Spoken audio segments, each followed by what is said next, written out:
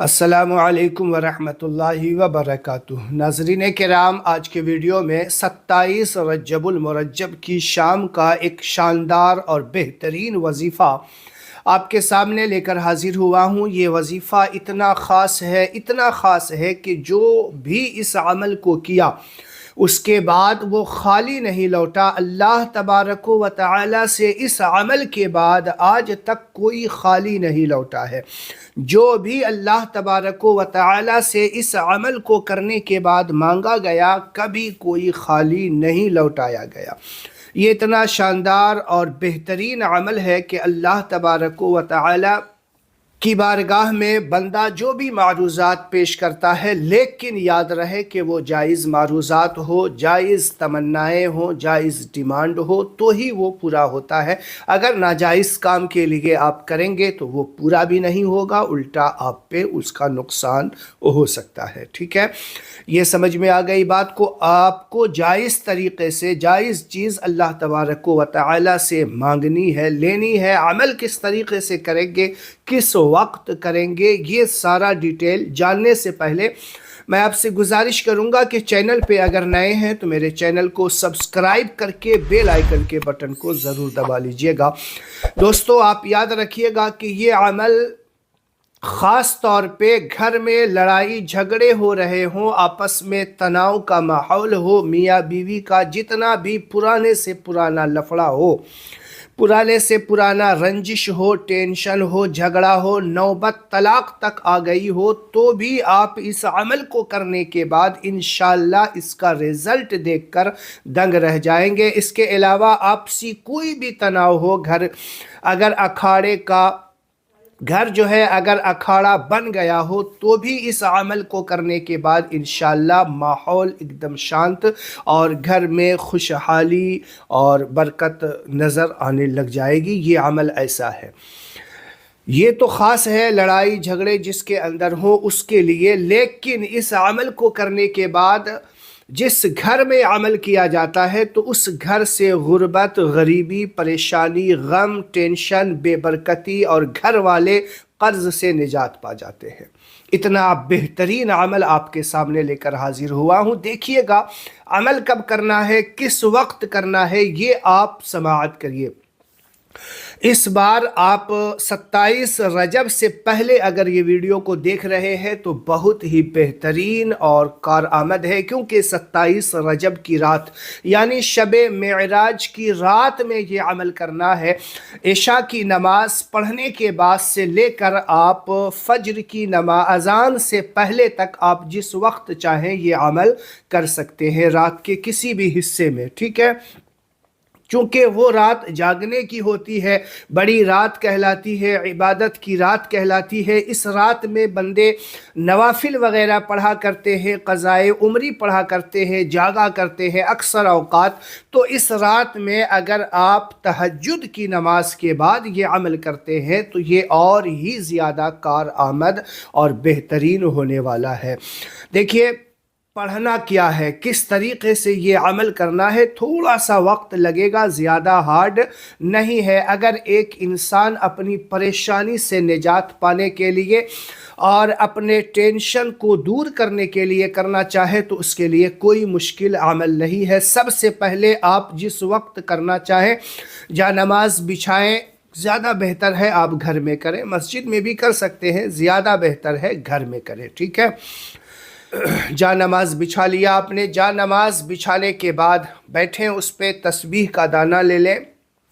14 مرتبہ آپ کو نماز میں پڑھی جانے والی درود ابراہیم آپ کو پڑھنی ہے۔ درود ابراہیم جو نماز میں پڑھتے ہیں، اللہم صلی علی محمد وعلی آل محمد کما صلیت علی ابراہیم وعلی آل ابراہیم انکا حمید مجید، اللہم بارک علی محمد وعلی آل محمد کما بارکت علی ابراہیم وعلی آل ابراہیم انکا حمید مجید۔ ٹھیک ہے، یہ 14 مرتبہ آپ کو گنتی کے ساتھ پڑھ لینا ہے۔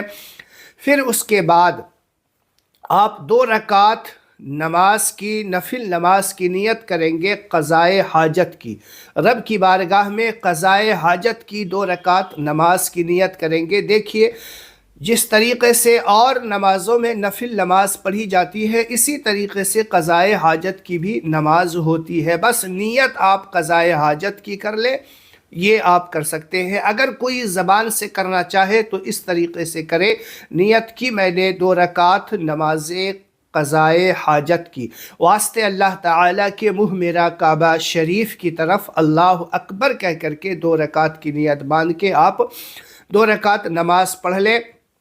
2 رکعت نماز پڑھنے کے بعد پھر سے آپ 14 مرتبہ، کتنی مرتبہ؟ 14 مرتبہ، 14 ہے نا، 14 ٹائمز آپ کو پھر سے وہی درود ابراہیم جو نماز کے اندر پڑھی جاتی ہے، درود ابراہیم آپ کو 14 مرتبہ پڑھنا ہے۔ اگر یاد نہیں ہے تو الگ بات ہے، لیکن اس درود کو یاد کر لے زیادہ بہتر ہے، کیونکہ یہ عمل کا شاندار جو پہلو ہے یہ درود ابراہیم ہے، ٹھیک ہے۔ 14 مرتبہ درود ابراہیم پڑھ لیں، پھر اس کے بعد قرآن پاک کی چاہے 1 رکوع ہی آپ تلاوت کریں، جتنا زیادہ میسر آئے آپ قرآن پاک کی تلاوت کر سکتے ہیں، کم سے کم آپ 1 رکوع قرآن پاک کی تلاوت کریں۔ پھر آپ کچھ دیر بیٹھ کر کے رب کی بارگاہ میں استغفار کریں گے۔ یہ استغفار آپ اپنے اسکرین پہ دیکھ سکتے ہیں، پڑھنا ہے آپ کو، استغفر اللہ ربی من کل ذنب و اتوب الیہ، استغفر اللہ ربی من کل ذنب و اتوب الیہ۔ کچھ دیر پڑھیں، کم سے کم 100 کی تعداد، ایک تسبیح کرنا ہے کم سے کم، زیادہ آپ جتنا پڑھیں گے اتنا زیادہ آپ کے لیے فائدہ مند ہوگا، ٹھیک ہے۔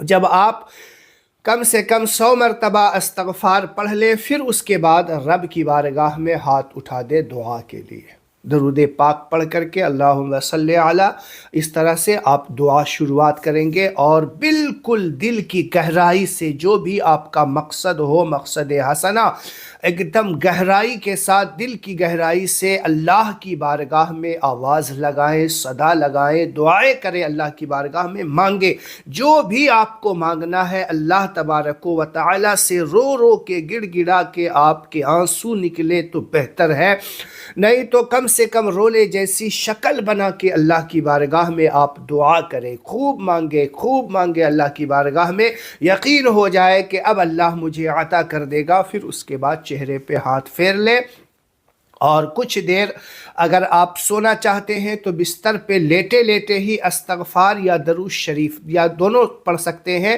کہ صلی اللہ علیہ وآلہ وسلم استغفر اللہ، یہ اگر شارٹ بھی ہو جائے گا، درود شریف بھی ہو جائے گی، استغفار بھی ہو جائے گا۔ اگر اسی جگہ پڑھنا چاہتے ہیں تو اسی جگہ بیٹھ کے کچھ دیر پڑھ لیں، اور اگر آپ سونا چاہتے ہیں تو بستر پہ جا کے نیند جب تک نہ آئے اس سے پہلے آپ یہ پڑھتے پڑھتے سو جائیں۔ انشاءاللہ دیکھیے گا صبح تک آپ کی ساری مرادیں پوری ہو جائے گی، اللہ تبارک و تعالی آپ کے سارے تمام پریشانیوں کو اللہ دور کر دے گا۔ اگر رزق کا کوئی معاملہ ہے، کاروبار کا کوئی معاملہ ہے، نوکری کا معاملہ ہے، جاب کے لیے کر رہے ہیں، بے روزگاری کا کوئی معاملہ ہے، اللہ تعالیٰ ضرور عطا کرے گا۔ اگر کوئی چاہتا ہے کہ بچی کا رشتہ نہیں ہو پا رہا، رشتے کے لیے کرنا چاہے تو بھی یہ عمل کارگر ہے۔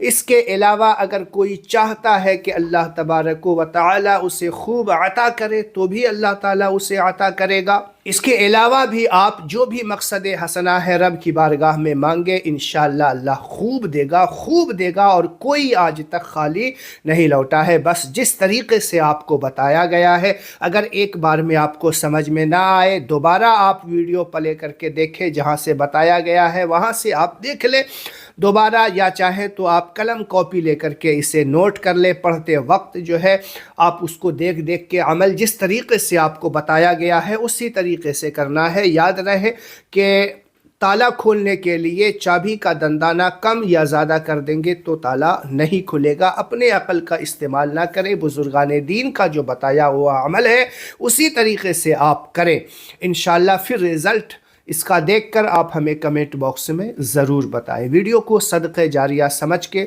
27 رجب سے پہلے پہلے اپنی فیملی ممبران، اپنے رشتہ دار، عزیز و اقارب تک اس ویڈیو کو ضرور پہنچا دیں، ہر گروپس میں شیئر کریں تاکہ ہر مسلمان بھائی اس سے فائدہ حاصل کر سکے۔ السلام علیکم ورحمۃ اللہ۔